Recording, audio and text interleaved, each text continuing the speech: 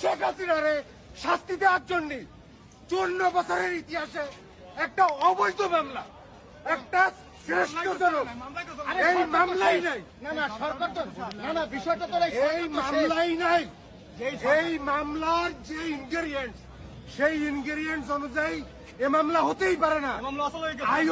আয়োগ কোন মামলায় আসামি অ্যারেস্ট করেছে? আরো তো আছে এই ফরেনসিক রিপোর্টে যে 244 জন পাওয়া গিয়েছে, তাদের শুধুমাত্র ইনগ্রেডিয়েন্টস হচ্ছে ভিডিও, অন্য কোনো আইপি লিঙ্ক, আইএমই, মেটাডাটা কোনো কিছু নাই।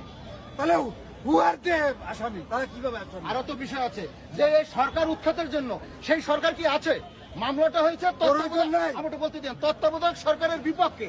আজকে তত্ত্বাবধায়ক সরকার 18 মাস পর একটা নির্বাচন শেষ করে একটা নির্বাচিত সরকার, তাহলে তো ওই মামলার মূল মেরিট শেষ হয়ে গেছে।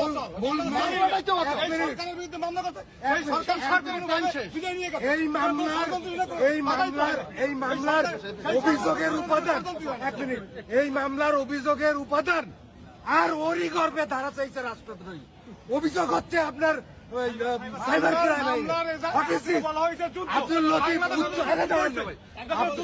আব্দুল লতিফ উচ্চ আদালতের আব্দুল আজিজ এবং আব্দুল লতিফ ডিএলআর এই মামলা সম্পূর্ণ করা নিষেধ, কোনোভাবে এইটা পারে না।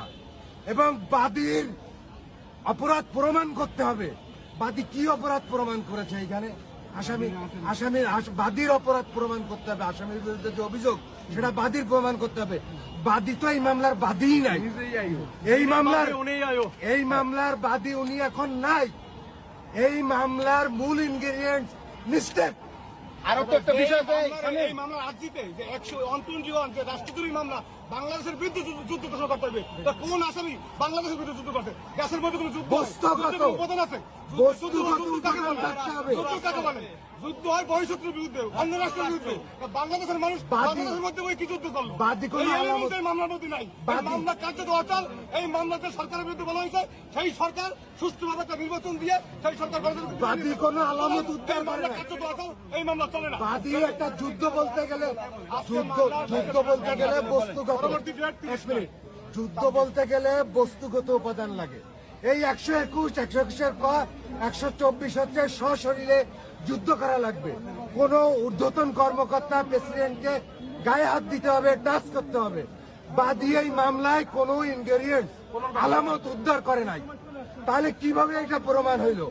অপরদিকে যান আপনি, এই একই দরখাস্তের দুটো আইনের মামলা। এটা 54 বছরের ইতিহাসে নাই। এক জননেত্রী শেখ হাসিনা, যিনি সাংবিধানিকভাবে নাউটিল প্রধানমন্ত্রী, তাকে শাস্তি দেওয়ার জন্য তারা একই দরখাস্তের দুটো মামলার গল্প ছেন্দেছে।